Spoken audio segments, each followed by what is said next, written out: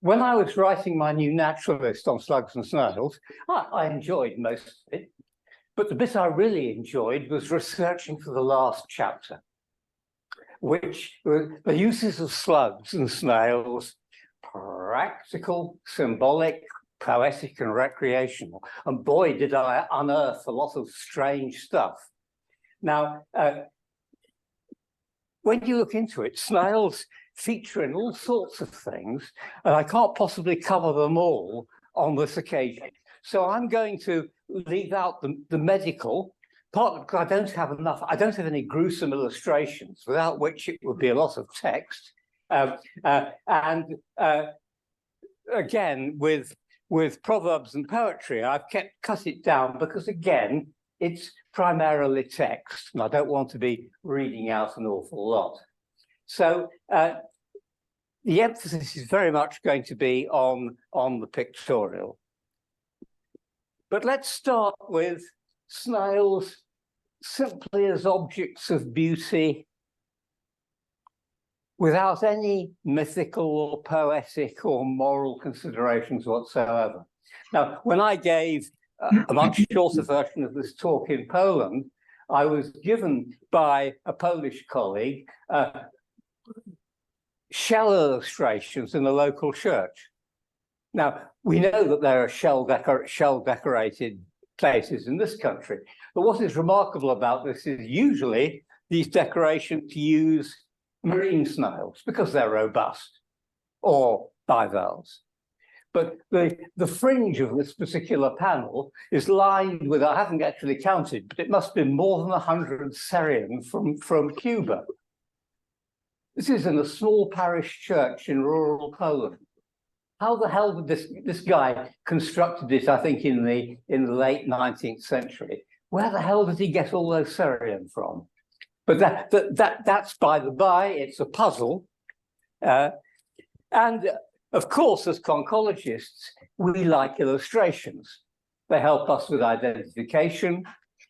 They may illustrate something like the Sapir top right, which I've been working on for some time. And the images may be beautiful, but they're not designed to point a moral or tell a tale. They're for scientific purposes. We may admire the aesthetics, but that's it. And sometimes it has a practical use. For example, Papustyla appears on stamps to attract people's attention to conservation. And those of you old enough to remember, I think there was a series of stamps which had rare snails on. Wasn't there Vertigo Malinsiana on one postage stamp? Just to ram home a conservation message. Now, I do this myself. Neither my composite of various helicids from Northern Europe, and having visited British Columbia, I was challenged to make a snail in the Native American art style, and I was assured that because they don't have myths about snails, I was not engaging in cultural appropriation. So I was in the clear. And an American journal even published or put this image online.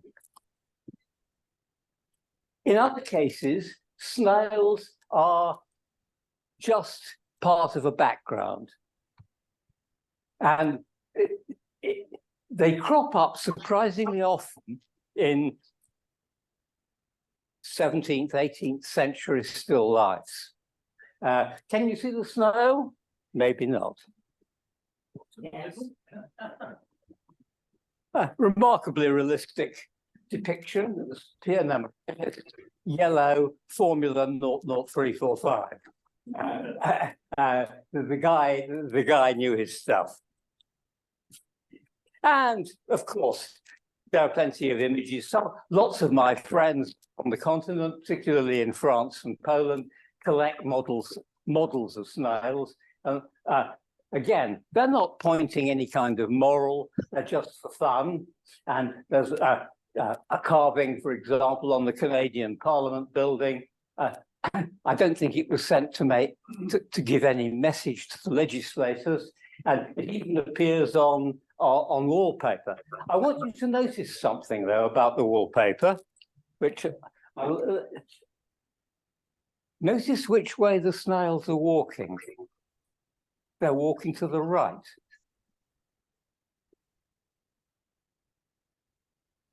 And this brings me to the sordid subject of cartoons. I've accumulated quite a lot of cartoons. There are even more online. You can get masses of them. But one of the best cartoonists, who doesn't usually depict snails as such, is Ronald Searle. I want you to notice something.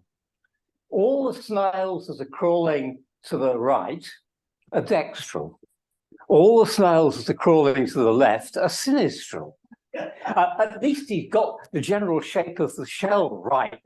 You'll see plenty of examples where this isn't the case. But the problem is, if you're a cartoonist, try drawing a dextral snail moving left. It's much more challenging to make something recognizably a snail. So Ronald Searle, I'm sure, knew perfectly well the difference, because he remarkably realistic in some respects. At least those shells approximate to what we recognize as a shell. And often snails and slugs are illustrated just, as it were, as part of the absurd. So there's a long tradition of people riding snails. There's a medieval one top left. You can see the depiction of the snail is not exactly realistic if you think of its geometry. Then there's a fairy boy riding a snail, and I've seen plenty of relatively modern examples of that. And even more peculiar, amongst the wood carvings in Bristol Cathedral are two peasants whipping a slug into carrying a burden for them. And this again is actually, it crops up several times. And I mean, the evidence is that quite a lot of carvings, not only of slugs and snails, were meant to demonstrate the plain absurd. They were just fun. Nobody was giving you a moral message. But of course, they used symbolically. And we all recognize the repeated state idea that snails symbolize moving slowly. We have at a snail's pace, being sluggish, snail male. And in cartoons, this appears again and again and again. And often it's more or less humorous. The top left one with Zorro is another Ronald Searle one, which is remarkably good. Notice we've got a sinistral snail again. The one on the top right, which I used when I gave the talk here some time ago, again, the original cartoon is Ronald Searle's, and I think the motto under it, per ardua ad astra. But the stereotype of slowness is built into it, and it's used in a representative way. And here are a few more. Notice the very peculiar shell of the one attempting to cross over the speed bump. And then they're used in politics, bottom left. Everybody recognizes the symbolism. And I'm guilty of it myself. I've made a set of Christmas cards, some of which you will have received online or as hard copy. But you can have quite a lot of fun with doctoring conventional Christmas cards by substituting a snail, in this case, for a reindeer. Sometimes, though, it has a positive. Slowness has a positive. It isn't just being slow or late. and a variety of uses. Being a professor myself, I particularly like the book entitled The Slow Professor, which tells us all to stop rushing around publishing stuff and sit back and think for a bit. And the slow city symbol, the slow food symbol, and then one at the top right, a school warning sign, which I photographed in Belgium. Now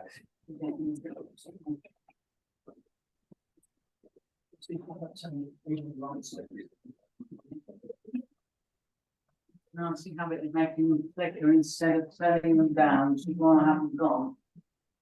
Sorry, is Just trying to reduce the lights of your head. oh yes, okay. Sorry, yes, okay. When you're happy. Fine. That's it. Oh, that's going. That'll do. Okay. Many of you may have heard of the famous bareback ride round the central square in Siena, the Palio, in which people place immense bets, and there is immense competition between different districts in the city. And it dates from quite early on in the Middle Ages.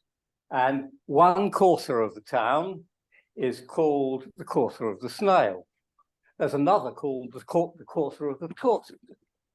And these names derive from the contempt shown by other quarters because they reputedly always came in last in the Palio. Well, in fact, they haven't. So they have a remarkably good track record, but they have the snail on their banner. They have what is almost a religious shrine, a bit like some Premier League football clubs, in which all their trophies are displayed, and you're expected to show due reverence when you enter the portals. And they have adopted what was initially intended to be an insult. And I'm reminded of what I always thought was genuinely remarked by Kaiser Wilhelm II about Britain's contemptible little army in the beginning of the First World War, which led to those surviving calling themselves the Old Contemptibles. In fact, I believe it's apocryphal. I think somebody put words into Kaiser Wilhelm's mouth, but it's an example of the same thing. The other theme, which is, as it were, just an indication, is the fact that snails carry their home on their back. And you get a whole variety of cartoons, or I rather like the one top left, again from Belgium, for an estate agent. And after a while browsing, I get a little bit fed up because it becomes too obvious. You see it too often, but there are many less obvious associations. And these tend to be confusingly positive and negative. So the most obvious positive one, which you find again and again, is that, of course, people saw snails emerging after winter, or after apparently being dead in the heat of the Mediterranean summer, estivating. So that snails became a symbol of the resurrection, reappearing from what appeared to be death. And the other link is that the spiral, which features in the art of very diverse cultures, the spiral is seen as a symbol of either eternity, renewal, or of progression, of moving forward round the spiral as you are spiraling outwards. And rather weirdly, on the positive side, snails have actually been seen by some as a symbol of virginity and purity, because, believe it or not, despite their rather obvious mating, some people thought that they were impregnated from the air. and nothing, no sordid sex was involved. Pagan associations are rather more down to earth, as we'll see in a moment. And indeed, and there is a quote in my book, amongst certain gypsy communities, if a girl really fancied a bloke and wanted some action, she'd press a snail shell into his hand as a come on. So, but on the positive side, and again, I'll show you a few examples. Snails are used as symbols of humility, of privacy, and perseverance. Slow and steady wins the race. Now, I don't quite know what to make of this, but and I will read it out. When I left Birmingham after 20-something years, one of my colleagues gave me this little 18th century poem, which I gather is modified from a classical source. Jove, willing to supply creatures' want, to every one some pleasing boon would grant. As soon as any made his grievance known, whate'er he requested was his own. The snail petitioned that where'er she went, she on her back might bear her tenement. The god demanded why she chose a load that would her tardy motion incommode. She answered, sir, that trouble I desire, that when I please I may from worse retire. And the moral, and this is where I wondered whether something was being said about me.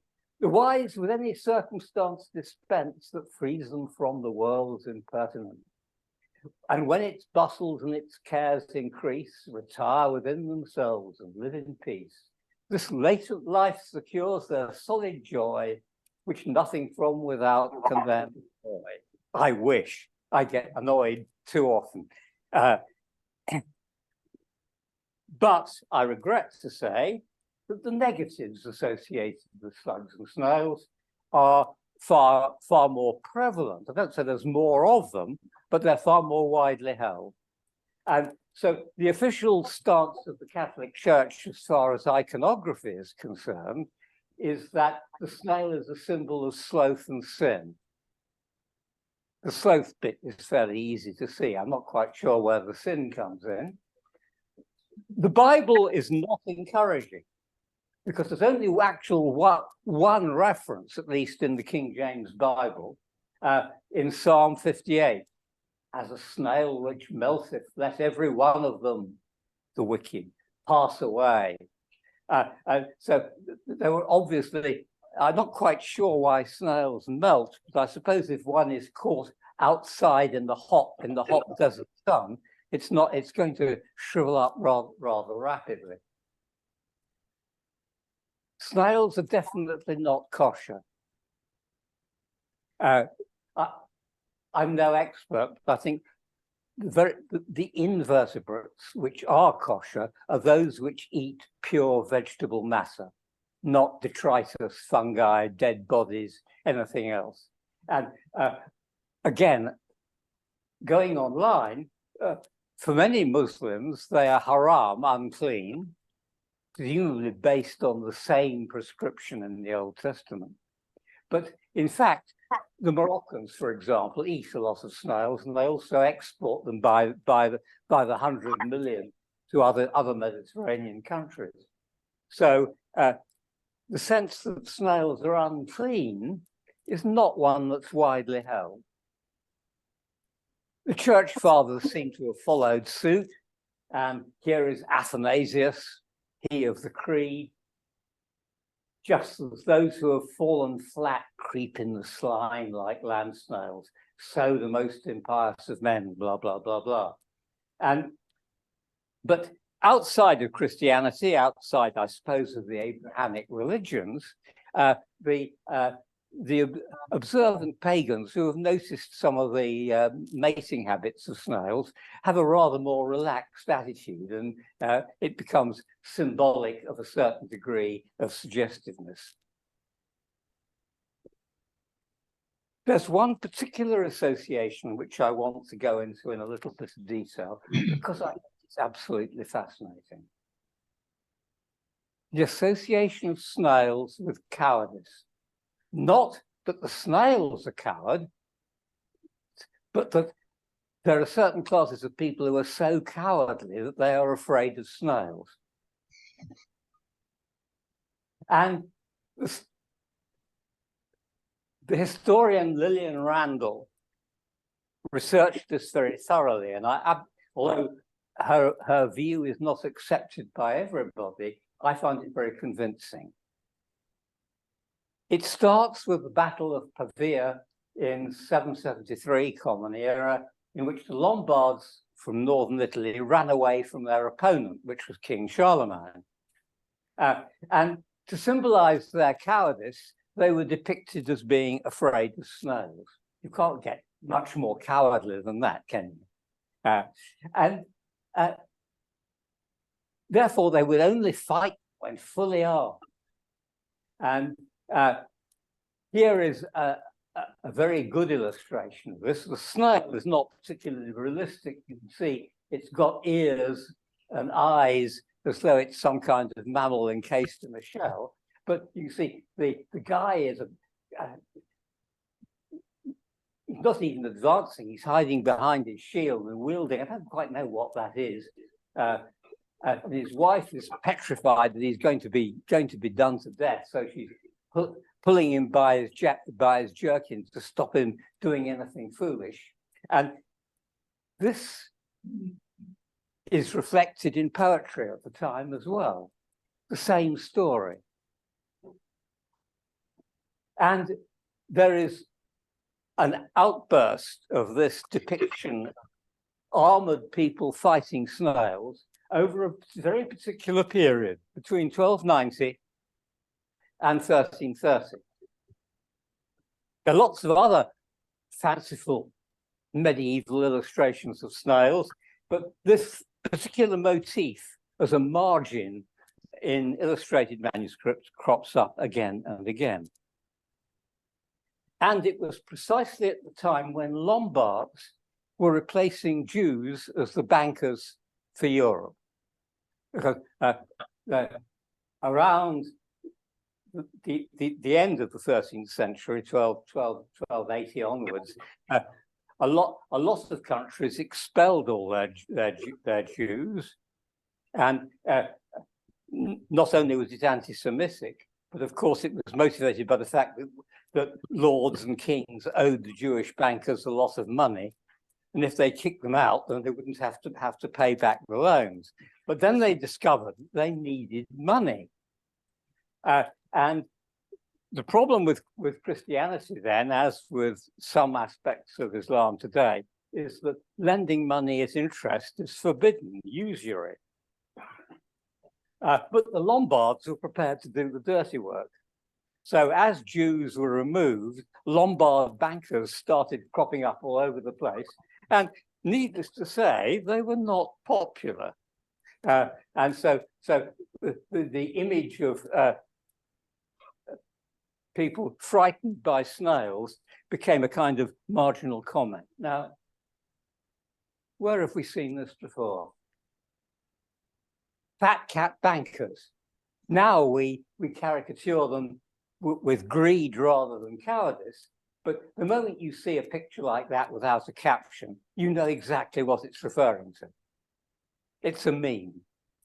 And in that sense, you can think that the depiction of people fighting snails was a meme which spread over the course of about 40 years, which, given that not only did they not have internet, but most correspondence would be by letters on horseback, is actually quite remarkable. It became very much a theme. And it persists. It persists. Here's another illustration, a very weird looking illustration in which you see two men with various degrees of armor and a woman apparently attacking a snail sat on a pedestal. Very strange picture. But again, you can look at the literature and the story becomes more alive. there were indeed many peasant revolts in late medieval France. They all failed. Peasant revolts usually do fail, and the literary support to this suggests that, in fact, the peasants, when it came to the point, did not really have the courage to go full on and really attack the lords of the manor. They held back at the last minute. And the same is true. The legend of being cowardly, of being afraid of snails. Here is a misericord from Beverley Minster. Misericords are the carvings on the back of the seats in the choir. And they're often humorous, sometimes perhaps downright slanderous for the local abbot or whatever. But here you see a man attacking a snail. Now, I have to say, when I was told that this is what was happening, I can't actually make out quite what it is that's being attacked. It doesn't look particularly snail-like, but there's an image on the opposite side of a man hiding his head in a sack, and both are known to be an illustration of cowardice. It's a very peculiar association. And the motive survives into modern times. Tailors were regarded as particularly cowardly and timid.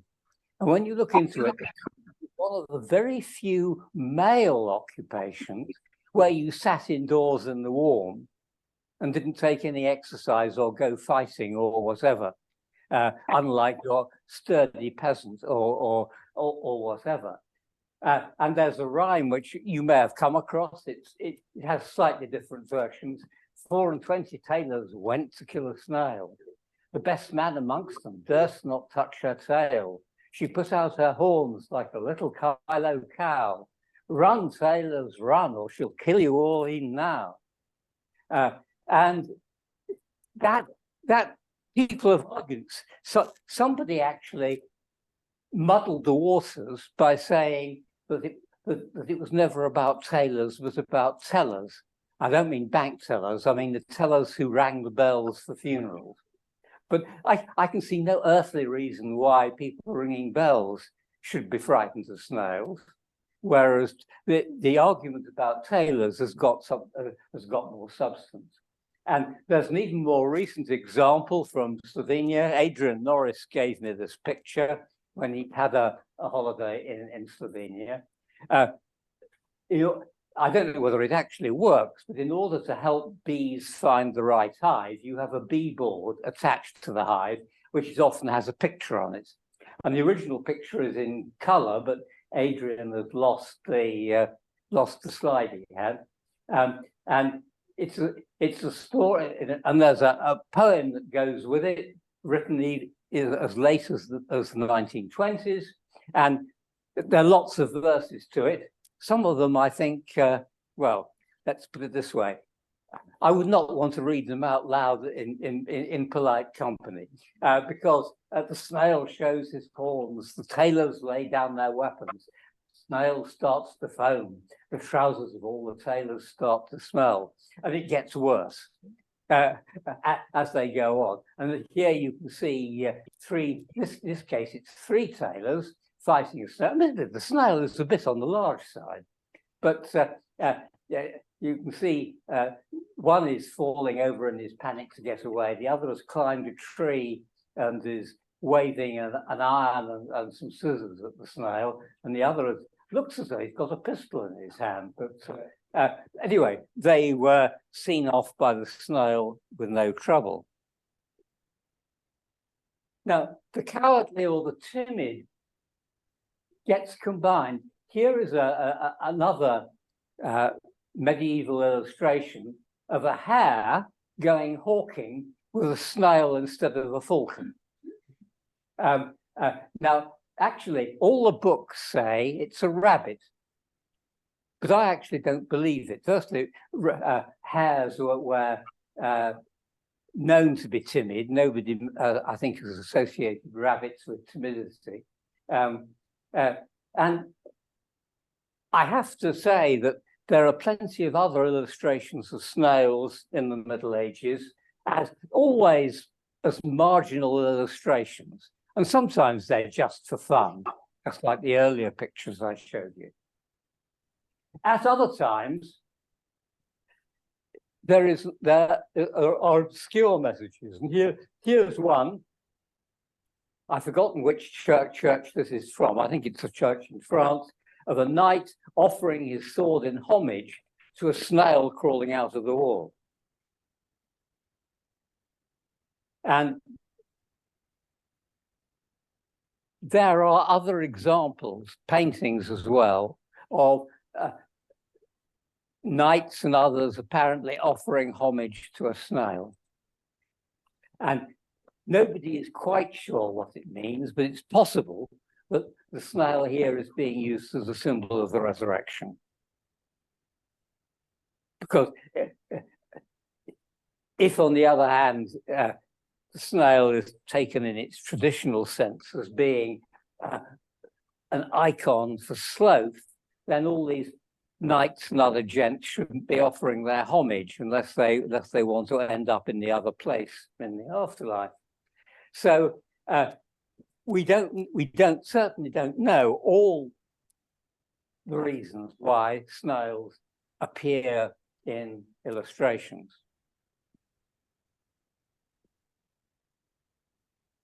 There are two paintings by old masters that I've discovered. There might be more, but I've looked pretty thoroughly, which have conspicuous snails in. One is the Annunciation of the Virgin Mary, and at the bottom of the picture, you can see there's a snail, and it's pretty realistically depicted. I would have said it was a helix of some sort. It could be Pomatia, it could be Lucorum, it could be, but it's done realistically. And there are many interpretations. One interpretation, and this wretched pointer won't work, but you see a little figure up here, that's God. And the idea is that the snail was put in the bottom to, as it were, to balance the picture out. Now, that's one. It's weird. It looks as though it's been painted to appear as though it's outside the picture, because it's actually too large to be entirely realistic. But that's just plain mysterious. The other one is still mysterious, but at least a little better understood. That, again, a very realistic snail, probably life size here, at the feet of St. Francis of Assisi. And looks, I would have said with those bands, it's probably not Helix Pomatia, but I might be wrong. And question, why have a snail crawling at the feet of St. Francis? Certainly, it would not be right to attribute sloth to St. Francis. And the best guess is that because the snail is a humble creature, it symbolizes the humility of St. Francis. Because, again, if it's a symbol of purity, bear in mind that even in the Middle Ages, people had seen snails mating. But those are the only two examples. If anybody else comes across an old master with a snail, I would be fascinated to hear about it. There are many other uses of snails. I'm going to give you a little bit of poetry later, but one thing they've been used for repeatedly is for fortune telling. And this is a practice which goes back to Roman times. It's well documented then. And what you do is you pin up two pictures and put a snail next to them, and you put a jar or something over the whole lot, and you see which picture the snail climbs up. And if you're a girl doing this, and your beloved crook as a snail crawls up the man, then okay, he's faithful. If the snail crawls up the woman, oops, he's up to no good on the sly. And so here's the snail, and it has a choice, and it can be a man or it can be a woman. This practice, and very similar ones about foretelling the future by seeing what a snail crawls on, is actually surprisingly common.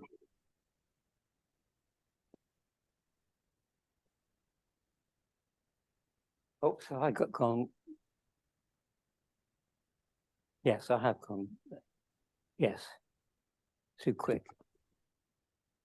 The other very common one, again, it was recorded well into the 20th century, is to make a snail crawl on ashes or flour, and it will spell out the first name of your future partner, the first letter of your future partner's name. I have to say, in some cases, it wasn't just letting the slug or snail crawl on ashes or flour. You actually put the slug, I think it usually was, on a baking tray and popped it in the oven, and its dying contortions spelt out an initial. So there were some fairly gruesome variations on this. And if you look at the Opie's collection of folks, of stories and proverbs and children's sayings, it's like when they did the survey, one woman from Wales who remained unmarried recorded that her snail stuck to the lid covering the ashes and spelt out no letter, and she remained unmarried for the rest of her life. So the other expression, common saying, was see a slug marry a bachelor, see a snail marry a widower. Again, this is all very sexist, isn't it? It doesn't seem to work the other way around. But so there's a slug and a piece of random roadside in Poland. Here's a snail on the right with the house which my parents lived in Kuala Lumpur before the war. So we're going back to imperial times. And the rationale is perfectly clear. The bachelor is poor and homeless, while a widower will have his own house.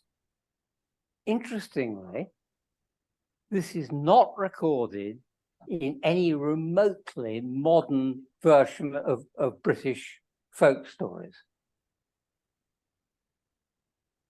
It features, the place where I found it still said was in the real backwoods of eastern United States, the Appalachians and the Ozarks, hillbilly country.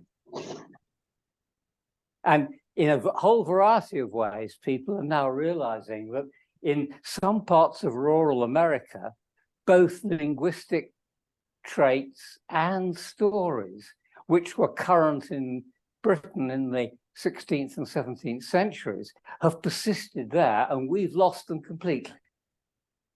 And there are quite a lot of others, other stories about snails of the same kind.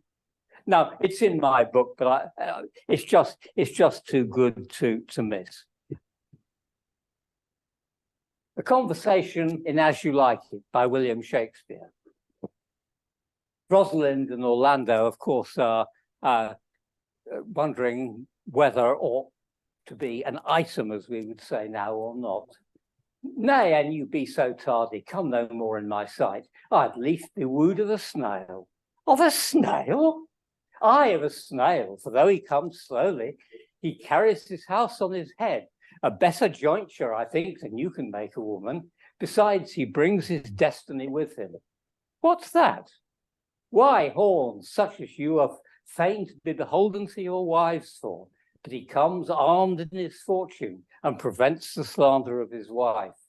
And horns are universally a symbol of cuckoldry. But what is really strange too, it is odd, isn't it? People have seen tentacles as horns. And it happens again and again and again. We'll see another example later. There are associations with luck too. Miners going to work, if a snail crossed their path, they should give it a bit of their food. Otherwise, something nasty is going to happen down the mine. But one standard recipe, which crops up again and again, pick up a snail by its horns and throw it over your left shoulder, and good fortune would come your way. Good luck trying to pick a snail up by its horns. There is an element of, if you actually manage it well, maybe good luck will come your way, but usually the horns will disappear into the body rather rapidly. Now, horns feature in a set of verses that you probably all heard. Snail, snail, put out your horn, we want some rain to grow your corn. And there are a whole lot of varieties of this little verse. And when I started looking at it, I came across a very entertaining guy called Giovanni Grosskopf, which, interestingly, you can see, he is in fact Italian, but Grosskopf sounds distinctly German. But in fact, he is a Lombard. And when I told him about Lombards and cowardice, he had a good giggle for quite a long time. He's collected variants of this rhyme from across the world. And it's very common in Europe.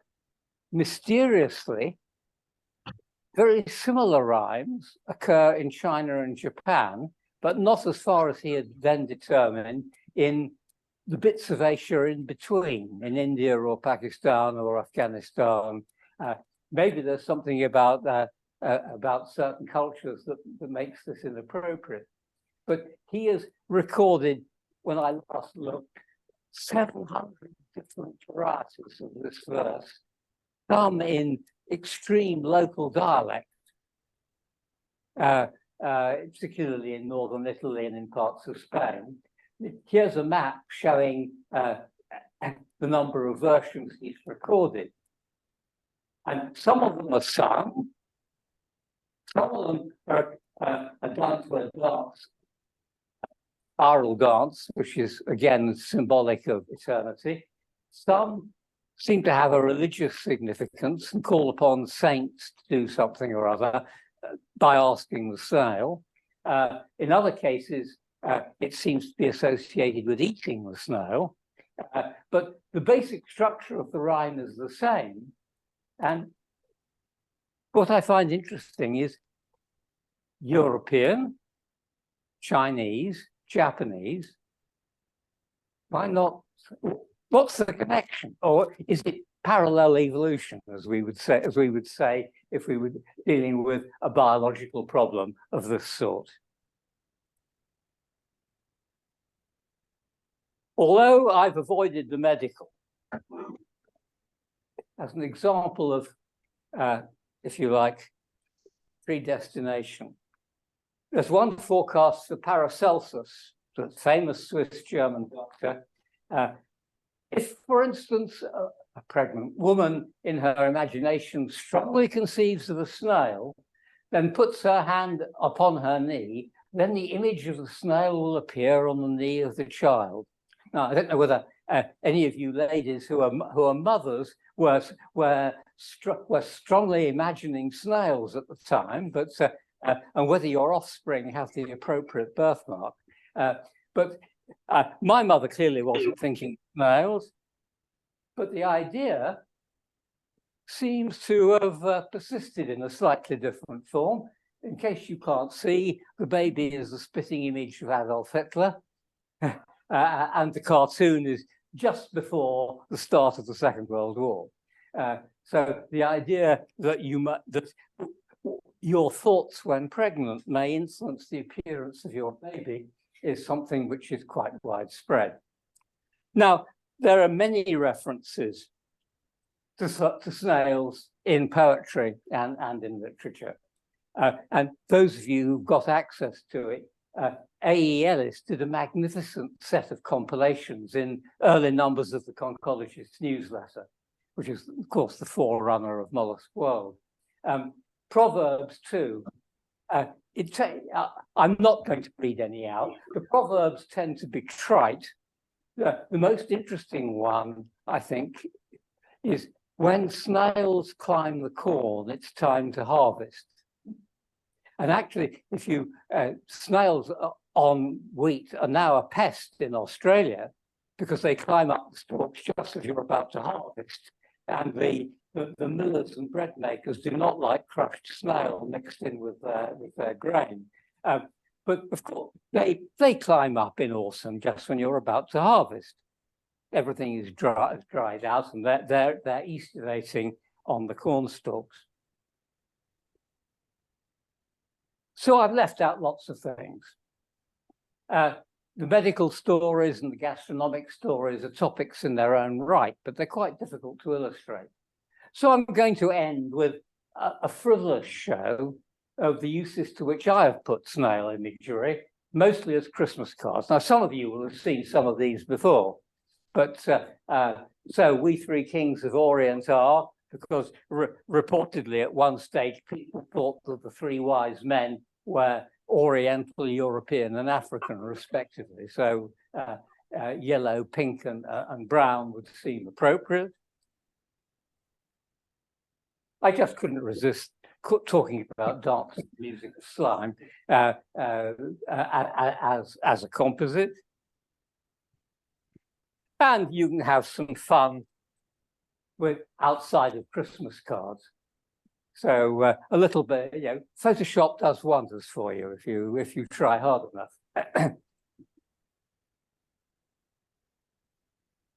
Another Christmas card. That is, Hedliella macconaughii, one of the largest land snails in Australia.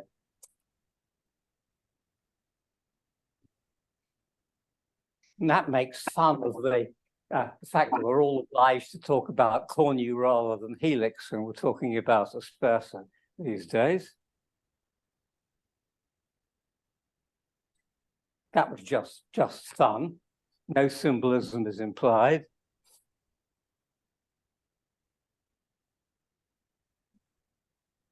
This is one of the two that appeared during the COVID epidemic.